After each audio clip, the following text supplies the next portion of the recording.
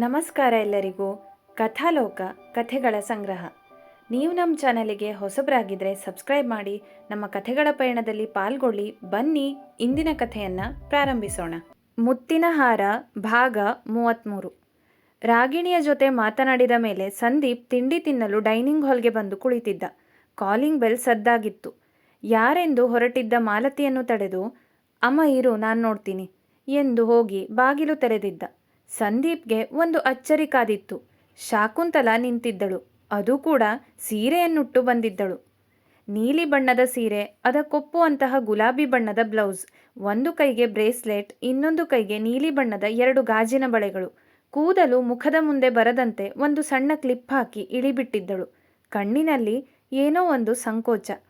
ಸಂದೀಪ್ ಎವೆ ಇಕ್ಕದೆ ನೋಡಿದ್ದ. ಅವಳನ್ನು ಮೊದಲ ಬಾರಿಗೆ ಈ ರೀತಿ ನೋಡಿದ್ದ ಅವನು. ವಾವ್, ಇವಳು ನಮ್ಮ ಶಾಕುನಾ? ಮನಸ್ಸಿನಲ್ಲಿ ಅಂದುಕೊಂಡು ಒಂದು ಕ್ಷಣ ಮೈಮರೆತಿದ್ದ. ಥಟ್ಟನೆ ಸಾವರಿಸಿಕೊಂಡ. ತಾನಿವಳನ್ನು ನೋಡಿ ಮೈಮರೆತಿದ್ದು ಗೊತ್ತಾಗಬಾರದೆಂದು ಘೊಳ್ಳೆಂದು ನಕ್ಕಿದ್ದ. ಏನೇ ಶಾಕುಂತಲ, ಏನಾದರೂ ಅಪಘಾತ ಆಗಿ ತಲೆಗೇನಾದರೂ ಪೆಟ್ಟು ಬಿದ್ದು ತಲೆ ಹಾಳಾಗೋಯ್ತಾ ಹೇಗೆ? ಇದೇನೇ ನಿನ್ನ ಅವತಾರ ಎಂದು ನಗಲು ಶುರು ಮಾಡಿದ್ದ. ಅಷ್ಟರಲ್ಲಿ ಮಾಲತಿ, ಏನಾಯ್ತು ಸಂದೀಪ್, ಯಾರು ಬಂದಿದ್ದಾರೆ ಎನ್ನುತ್ತಾ ಅಲ್ಲಿಗೆ ಬಂದಿದ್ದರು. ನೋಡಮ್ಮ, ನಮ್ಮ ಶಾಕುಗೇನೋ ಸಮಸ್ಯೆ ಆಗಿದೆ, ಇದೇನು ಅವತಾರದಲ್ಲಿ ಬಂದಿದ್ದಾಳೆ ನೋಡು ಎಂದು ಮತ್ತೆ ನಕ್ಕಿದ್ದ ಸಂದೀಪ್. ನೋಡಿ ಆಂಟಿ ಹೇಗೆ ರೇಗಿಸ್ತಾನೆ ಅಂತ, ನಾನು ಅಷ್ಟು ಕೆಟ್ಟದಾಗ ಕಾಣ್ತಾ ಇದ್ದೀನಾ ಎಂದು ಒಳಗೆ ಬಂದು ಒಂದು ಬಾಕ್ಸನ್ನು ಮಾಲತಿಯ ಕೈಗಿಟ್ಟಳು ಶಾಕುಂತಲ. ಏಯ್ ಸಂದೀಪ್, ಸುಮ್ಮನೆ ಇರೋ, ಗೋಳು ಹೊಯ್ಕೋಬೇಡ ಅವಳನ್ನು. ಅವನ ಮಾತಿಗೆಲ್ಲ ತಲೆ ಕೆಡ್ಸ್ಕೋಬೇಡ ಶಾಕು, ಗೊತ್ತಲ್ವಾ ಅವನ ಬಗ್ಗೆ. ನೀನು ಎಷ್ಟು ಚೆನ್ನಾಗಿ ರೆಡಿಯಾಗಿ ಬಂದಿದೀಯಾ, ಮುದ್ದಾಗಿ ಲಕ್ಷಣವಾಗಿ ಗೊಂಬೆ ಥರ ಕಾಣ್ತಾ ಇದೀಯಾ. ಬಾ ತಿಂಡಿ ತಿನ್ನು ಎಂದರು ಮಾಲತಿ. ಶಾಕುಂತಲ ಒಮ್ಮೆ ಸಂದೀಪ್ನನ್ನು ನೋಡಿ ಮೂಗು ಮುರಿದು ಡೈನಿಂಗ್ ಟೇಬಲ್ ಕಡೆ ಬಂದು ಕುಳಿತಳು. ಅವನು ಕೂಡ ಅವಳ ಪಕ್ಕದಲ್ಲಿ ಬಂದು ಕುಳಿತ. ಸಂದೀಪ್ಗೆ ಜಲಜಾ ಮನೆ ಹೇಗೆ ತನ್ನ ಮನೆ ಆಗಿತ್ತೋ ಅದೇ ಥರ ಶಾಕುಂತಲಾಗೂ ಕೂಡ ಸಂದೀಪ್ ಮನೆ. ಆದ್ದರಿಂದ ಅವಳನ್ನು ಯಾರೂ ಅತಿಥಿಯಾಗಿ ನೋಡುತ್ತಿರಲಿಲ್ಲ. ಏನಾಂಟಿ, ಇವತ್ತು ಸೂರ್ಯ ಬೇರೆ ದಿಕ್ಕಿಗೆ ಉದಯಿಸಿದಾನ ಹೇಗೆ? ಇಲ್ಲ, ಬೆಳಗಿನ ಜಾವ ಕೆಲಸ ಮುಗಿಸಿ ಈ ಪ್ರಾಣಿ 12 ಗಂಟೆ ತನಕ ಮಲ್ಕೊಂಡೇ ಇರ್ತಿತ್ತಲ್ವಾ ಎಂದು ಸಂದೀಪ್ನ ಮುಖವನ್ನು ನೋಡಿ ಕೇಳಿದಳು ಶಾಕುಂತಲ. ಹೌದು ಶಾಕು, ಪಾಪ ಅವನಿಗಿವತ್ತು ನಿದ್ರೆ ಮಾಡೋಕೆ ಆಗಿಲ್ಲ. ಬೆಳಗ್ಗೆನೇ ಇವರ ಅಪ್ಪಂಗೆ ಹೊರಗಡೆ ಹೋಗಬೇಕಿತ್ತು, ಅದಕ್ಕೆ ಡ್ರಾಪ್ ಮಾಡೋಕ್ಕಂತ ಬೇಗ ಎದ್ದಿದ್ದಾನೆ. ತಿಂಡಿಯ ಬಟ್ಟಲನ್ನು ತಂದಿಡುತ್ತಾ ಹೇಳಿದರು ಮಾಲತಿ. ನಿಂದೇನು ಸಮಾಚಾರ, ಇಷ್ಟೊಂದು ರೆಡಿ ಆಗಿದ್ಯಾ? ಓಹೋ, ಗೊತ್ತಾಯ್ತು ಬಿಡು, ದುಷ್ಯಂತನ ಹುಡ್ಕೊಂಡು ಹೊರಟಿದ್ಯೇನೋ ಅಲ್ವಾ ರೇಗಿಸಿದ್ದ ಸಂದೀಪ್. ಒಮ್ಮೆಲೆ ಸಂದೀಪ್ನನ್ನು ಮಂದಹಾಸದಿಂದ ನೋಡಿದ್ದಳು ಶಕುಂತಲ. ನನ್ನ ದುಷ್ಯಂತ ಇಲ್ಲೇ ಇದ್ದಾನೆ, ಯಾರು ಅಂತ ಸಮಯ ಬಂದಾಗ ಹೇಳ್ತೀನಿ ಎಂದು ಮನಸ್ಸಿನಲ್ಲಿ ಅಂದುಕೊಂಡು ಏನೂ ಮಾತನಾಡದೆ ತಿಂಡಿ ತಿನ್ನಲು ಶುರು ಮಾಡಿದ್ದಳು. ಅವಳಿಂದ ಮರು ಉತ್ತರ ನಿರೀಕ್ಷೆ ಮಾಡುತ್ತಿದ್ದ ಸಂದೀಪ್ಗೆ ಈ ಮೌನ ಅರ್ಥವಾಗದೆ ಗೊಂದಲಕ್ಕೀಡಾಗಿದ್ದ. ಏನು ವಿಶೇಷ ಶಾಕು? ಮತ್ತೊಮ್ಮೆ ಮಾಲತಿ ಕೇಳಿದಾಗ, ಏನೂ ಅಂಥ ವಿಶೇಷ ಇಲ್ಲ ಆಂಟಿ, ನನ್ನ ಡಿಸೈನರ್ ಶಾಪ್ ಓನರ್ ಮನೇಲಿ ಏನೋ ಪೂಜೆ ಇದೆ ಅಂತೆ, ನಾವೆಲ್ಲರೂ ಹೋಗ್ತಾ ಇದ್ದೀವಿ. ಮದುವೆ ಛತ್ರದ ವಿಷಯ ಗೊತ್ತಾಯಿತು, ಹಾಗೆ ಒಂದ್ಸಲ ನಿಮ್ಮನ್ನೆಲ್ಲ ಮಾತಾಡ್ಸ್ಕೊಂಡು ಹೋಗೋಣ ಅಂತ ಬಂದೆ ಅಷ್ಟೇ ಎಂದಳು ಶಾಕುಂತಲ. ಹೌದಾ, ಸರಿ.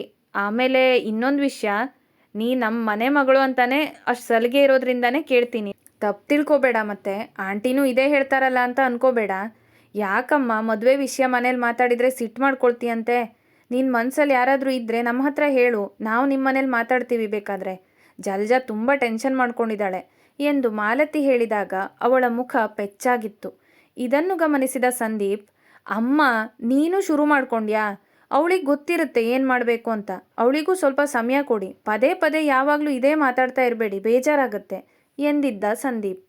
ಶಾಕುಂತಲಾಗೆ ಸಂದೀಪ್ ತನ್ನ ಪರವಾಗಿ ಹೀಗೆ ಮಾತನಾಡಿದ್ದು ನೋಡಿ ತುಂಬ ಖುಷಿಯಾಗಿತ್ತು. ನಾನೇನು ಬೇಜಾರು ಮಾಡಿಸ್ಬೇಕು ಅಂತ ಹೇಳಿದ್ದಲ್ಲ ಸಂದೀಪ್, ಅವಳ ಬಗ್ಗೆ ನಿಜವಾದ ಕಾಳಜಿ ಇರೋದ್ರಿಂದಾನೇ ಹೇಳಿದ್ದು, ಬೇರೆಯವ್ರ ಥರ ಕೊಂಕು ಮಾತಾಡಿದ್ದಲ್ಲ.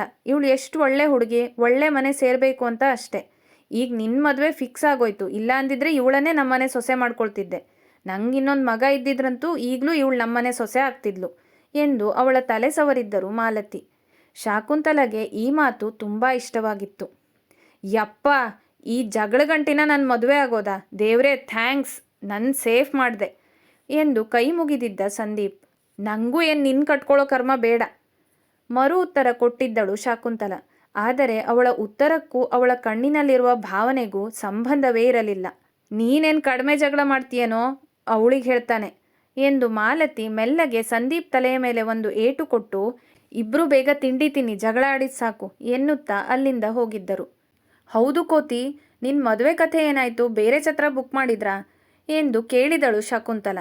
ಇಲ್ಲ ಶಾಕು, ಜಲ್ಜಾ ಆಂಟಿ ಹೇಳಿಲ್ವಾ ಮದುವೆ ಮುಂದಕ್ಕೆ ಹೋಗಿದೆ ಅಂತ? ಇಷ್ಟು ಕಡಿಮೆ ಸಮಯದಲ್ಲಿ ಬೇರೆ ಛತ್ರ ಹೇಗೆ ಸಿಗುತ್ತೆ? ಅದಕ್ಕೆ ಇವತ್ತು ಪುರೋಹಿತರ ಹತ್ರ ಹೋಗಬೇಕು, ಯಾವ ಮುಹೂರ್ತ ಚೆನ್ನಾಗಿದೆ ಅಂತ ಕೇಳ್ಕೊಂಡು ಬರೋಕ್ಕೆ ಎಂದ ಸಂದೀಪ್.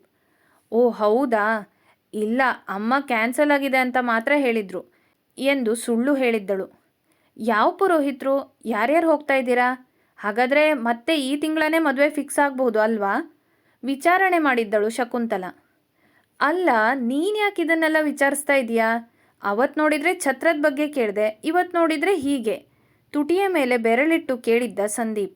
ಅವತ್ತು ಅದು ನನಗೇನು ಬೇಕಾಗಿರಲಿಲ್ಲ, ಅಮ್ಮ ಕೇಳಿದ್ರು ಅಷ್ಟೆ. ಇವತ್ತು ನಾನು ಇನ್ಮೇಲಿನ ಕಾಳಜಿಯಿಂದ ಕೇಳಿದೆ ಅಷ್ಟೆ. ನಿಂಗೆ ಇಷ್ಟ ಇದ್ದರೆ ಹೇಳು, ಹೇಳದೇ ಇದ್ದರೆ ನನಗೇನು ಸಮಸ್ಯೆ ಇಲ್ಲ. ಸ್ವಲ್ಪ ಕೋಪದಿಂದ ನುಡಿದಿದ್ದಳು ಶಕುಂತಲ. ಅಯ್ಯೋ ಕೋಪ ಮಾಡ್ಕೋಬೇಡ, ಸುಮ್ಮನೆ ಕೇಳಿದೆ ಅಷ್ಟೆ ಎನ್ನುತ್ತಾ ಪುರೋಹಿತರ ಮಾಹಿತಿಯನ್ನು ನೀಡಿದ್ದ. ಮಾತನಾಡುತ್ತಲೇ ಇಬ್ಬರು ತಿಂಡಿ ತಿಂದು ಮುಗಿಸಿದ್ದರು. ಸರಿ ಕಣೋ, ನಾನು ಹೊರಡ್ತೀನಿ ಎಂದು ಶಕುಂತಲ ಹೇಳಿದಾಗ, ನಿಲ್ಲು, ಎಲ್ಲಿ ಹೋಗಬೇಕು ನೀನು? ನಾನು ಬೇಕಾದರೆ ಡ್ರಾಪ್ ಮಾಡ್ತೀನಿ, ಅಪ್ಪನ ಕರ್ಕೊಂಡು ಬರೋಕೆ ಈಗ ನಾನು ಹೋಗಬೇಕು ಎಂದಿದ್ದ ಸಂದೀಪ್. ಶಕುಂತಲ ವಿಳಾಸವನ್ನು ತಿಳಿಸಿದಳು. ಸಂದೀಪ್ ಕೂಡ ಅದೇ ದಾರಿಯಲ್ಲಿ ಹೋಗಬೇಕಾಗಿರುವುದರಿಂದ ಶಕುಂತಲ ಕೂಡ ಜೊತೆಗೆ ಹೊರಟಳು. ಅವಳು ಹೇಳಿದ ವಿಳಾಸಕ್ಕೆ ಡ್ರಾಪ್ ಮಾಡಿದ. ಕಾರನ್ನು ಇಳಿದು ಸಂದೀಪ್ನನ್ನು ನೋಡಿ, ಏಯ್ ಕೋತಿ, ಥ್ಯಾಂಕ್ಸ್ ಎಂದು ತಿರುಗಿ ಹೊರಟಾಗ, ಶಾಕು ಎಂದು ಅವಳನ್ನು ಕರೆದಿದ್ದ ಸಂದೀಪ್. ಅಮ್ಮ ಹೇಳ್ದಂಗೆ ನೀನಿವತ್ತು ಮುದ್ದಾಗಿ ಗೊಂಬೆ ಥರ ಕಾಣ್ತಾ ಇದೀಯ. ಅವಳ ಕಣ್ಣುಗಳನ್ನೇ ನೋಡಿದ್ದ. ಒಂದು ಕ್ಷಣ ಅವನನ್ನೇ ನೋಡುತ್ತಿದ್ದ ಶಾಕುಂತಲ ನಾಚಿ ತಲೆ ತಗ್ಗಿಸಿದ್ದಳು. ಥ್ಯಾಂಕ್ಸ್ ಎಂದು ಮುಗುಳ್ನಗುತ್ತಾ ಅಲ್ಲಿಂದ ಹೋದಳು. ಸಂದೀಪ್ಗೆ ಆಶ್ಚರ್ಯವಾಗಿತ್ತು. ಅವನು ಯಾವತ್ತೂ ಅವಳನ್ನು ಈ ರೀತಿ ನೋಡಿರಲೇ ಇಲ್ಲ. ಅದರಲ್ಲೂ ಅವಳು ನಾಚಿ ತಲೆ ತಗ್ಗಿಸಿದ್ದಂತೂ ಹೊಸತೆನಿಸಿತ್ತು ಮತ್ತು ಅದು ಅವನ ಮನಸ್ಸಿನಲ್ಲಿ ಒಂದು ತರಹ ತುಮುಲ ಉಂಟು ಮಾಡಿತ್ತು. ತನ್ನಲ್ಲಿಯೇ ಹಲವಾರು ಪ್ರಶ್ನೆಗಳನ್ನು ಕೇಳಿಕೊಂಡಿದ್ದ. ಇವತ್ತು ನಂಗೆ ಏನಾಗ್ತಿದೆ? ಶಾಕು ಸೀರಿಯಲ್ ಚೆನ್ನಾಗಿ ಕಾಣ್ತಿದ್ಲು ಅಂತ ನಾನು ಆಕರ್ಷಣೆಗೊಳಗಾದ್ನಾ? ಇಲ್ಲ, ಪ್ರಾರ್ಥನಾ ಇವಳಿಗಿಂತಲೂ ಸುಂದರವಾಗಿದ್ದಾಳೆ ಅನಿಸುತ್ತೆ. ಆದರೂ ಶಾಕುನ ನೋಡಿದಾಗ ಆಗೋ ಫೀಲಿಂಗೇ ಬೇರೆ. ಯಾಕೆ ನನ್ನ ಮನಸ್ಸಿಗೆ ತುಂಬ ಖುಷಿಯಾಯಿತು. ನಾನಿಬ್ಬರಲ್ಲಿ ಹೋಲಿಕೆ ಮಾಡ್ತಿಲ್ಲ.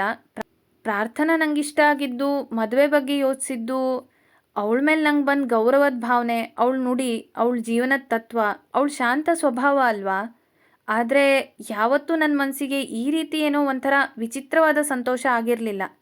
ಯಾವಾಗಲೂ ಅಷ್ಟೇ, ಶಾಕು ಹತ್ರ ಮಾತಾಡಿದರೆ, ಇವಳ ಬಗ್ಗೆ ಯೋಚನೆ ಮಾಡಿದರೆ, ಇವಳು ನನ್ನ ಆಸ್ಪಾಸಿದ್ರೆ ಅದೇನೋ ಖುಷಿ, ಸಮಾಧಾನ ಆಗುತ್ತೆ.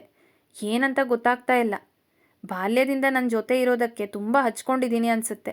ಇದ್ರ ಬಗ್ಗೆ ಜಾಸ್ತಿ ಯೋಚನೆ ಮಾಡೋದೇನಿದೆ ಎಂದು ತನ್ನ ಮನಸ್ಸಿಗೆ ಪ್ರಶ್ನೆಗಳನ್ನು ಕೇಳಿ ಉತ್ತರವನ್ನು ತಾನೇ ಕೊಟ್ಟಿದ್ದ. ಆದರೆ ಅದು ತಪ್ಪು ಉತ್ತರವೆಂದು ಒಂದು ದಿನ ಸಂದೀಪ್ಗೆ ತಿಳಿಯುತ್ತದೆ. ಆಫೀಸಿನಲ್ಲಿ ಪ್ರಾರ್ಥನಾ ಮತ್ತು ಮಹೇಶ್ ಮಾತನಾಡುತ್ತಾ ಇದ್ದರು. ಅಲ್ಲಿಗೆ ಬಂದ ಮಹಾಂತೇಶ್, ಸೊ ಎಲ್ಲರೂ ಇಲ್ಲೇ ಇದ್ದೀವಲ್ವಾ, ಮೀಟಿಂಗ್ ಶುರು ಮಾಡೋಣ ಎಂದಿದ್ದ. ಇನ್ನಿಬ್ಬರು ಜೂನಿಯರ್ಸ್ ಇದ್ದಾರೆ ಮಹಾಂತೇಶ್, ಅವರಿಗೂ ಬರೋಕ್ಕೆ ಹೇಳ್ತೀನಿ ಎಂದು ಮಹೇಶ್ ಹೊಸದಾಗಿ ಕೆಲಸಕ್ಕೆ ಸೇರಿದ್ದ ಸಾಧ್ವಿ ಮತ್ತು ನಿಖಿಲನ್ನು ಮೀಟಿಂಗ್ ರೂಮ್ಗೆ ಕರೆದಿದ್ದ. ನಂತರ ಮಹಾಂತೇಶ್ ಎಲ್ಲರನ್ನುದ್ದೇಶಿಸಿ, ಇವತ್ತು ಹೊಸ ಪ್ರಾಜೆಕ್ಟ್ ಬಗ್ಗೆ ನಾನು ಹೇಳಬೇಕಂತಿದ್ದೀನಿ. ಇದು ತುಂಬ ದೊಡ್ಡ ಪ್ರಾಜೆಕ್ಟ್. ಇಷ್ಟು ವರ್ಷದಲ್ಲಿ ಕಂಪ್ನಿಗೆ ಸಿಕ್ಕಿದ ಎಲ್ಲ ಪ್ರಾಜೆಕ್ಟ್ಗಿಂತ ಇದು ಜಾಸ್ತಿ ಬಜೆಟ್ ಇರೋದು. ಮತ್ತು ಕ್ಲೈಂಟ್ಸ್ ಕೂಡ ಹೊಸಬರಾಗಿರೋದ್ರಿಂದ ಎಲ್ಲೂ ತಪ್ಪಾಗಬಾರ್ದು. ಮಹೇಶ್, ನೀವು ಹೇಳಿ, ಯಾರ್ಯಾರು ಏನೇನು ಜವಾಬ್ದಾರಿ ತಗೊಳ್ಳೋದು ಅಂತ ಪ್ಲ್ಯಾನ್ ಮಾಡಿದ್ದೀರಾ ಕೇಳಿದ್ದ ಮಹಾಂತೇಶ್. ನೀವು ಕೊಡೋ ವರ್ಕ್ಶಾಪ್ ಡೀಟೇಲ್ಸ್ಗಳನ್ನೆಲ್ಲ ವಿಮರ್ಶೆ ಮಾಡಿ ಅದನ್ನು ಸರಿಯಾದ ರೀತಿಯಲ್ಲಿ ಡಾಕ್ಯುಮೆಂಟ್ಸ್ ಮಾಡಿ ಯಾವ್ಯಾವುದಕ್ಕೆ ಎಷ್ಟೆಷ್ಟು ಸಮಯ ಬೇಕಾಗುತ್ತೆ ಅದನ್ನೆಲ್ಲ ಡೀಟೇಲಾಗಿ ರೆಡಿ ಮಾಡೋ ಕೆಲಸ ಪ್ರಾರ್ಥನಾ ಮಾಡ್ತಾಳೆ. ಈ ಕೆಲಸದಲ್ಲಿ ಅವಳಿಗೆ ತುಂಬ ಅನುಭವ ಇದೆ. ಆದ್ದರಿಂದ ಮುಖ್ಯವಾಗಿ ಅವಳೇ ಲೀಡ್ ತಗೊಂಡ್ರೆ ಒಳ್ಳೆಯದು ಅಂತ. ನಾನು ಎಲ್ಲ ಪ್ರಾಜೆಕ್ಟ್ಸ್ ಫೈನಾನ್ಸ್ ಬಗ್ಗೆ, ಅದರ ಅಪ್ರೂವಲ್ ಬಗ್ಗೆ ನೋಡ್ಕೊಳ್ತಾ ಇದ್ದೀನಿ. ಇದು ಕೂಡ ಹೊಸದಾಗಿ ಸೇರಿಕೊಳ್ಳುತ್ತೆ ಎಂದ ಮಹೇಶ್. ಸಾಧ್ವಿ ಮತ್ತು ನಿಖಿಲ್ಗೆ ಏನು ಕೆಲಸ ಕೊಡೋದು ಎಂದು ಕೇಳಿದ್ದ ಮಹಾಂತೇಶ್. ಇವರು ಈಗಷ್ಟೇ ಕಾಲೇಜ್ ಮುಗಿಸ್ ಬಂದಿದ್ದಾರೆ. ಇವರನ್ನು ಟ್ರೈನಿಂಗ್ ಅಂತ ಈ ಟೀಮಿಗೆ ಕರ್ಕೊಂಡಿದ್ದೀವಿ. ನಾವು ಕೆಲಸ ಮಾಡುವಾಗ ಅವ್ರಿಗೆ ಹೇಳ್ಕೊಡ್ತೀವಿ.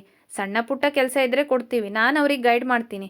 ಯಾಕಂದರೆ ಪ್ರಾರ್ಥನಾ ಕೆಲಸಕ್ಕೆ ತುಂಬ ಸಮಯ ಬೇಕಾಗುತ್ತೆ. ಮತ್ತು ಅವಳು ಹಳೆ 2 ಪ್ರಾಜೆಕ್ಟಲ್ಲಿ ಕೂಡ ಮತ್ತೊಂದು ಟೀಮ್ಗೆ ಸಹಾಯ ಮಾಡ್ತಿದ್ದಾಳೆ ಎಂದಿದ್ದ ಮಹೇಶ್.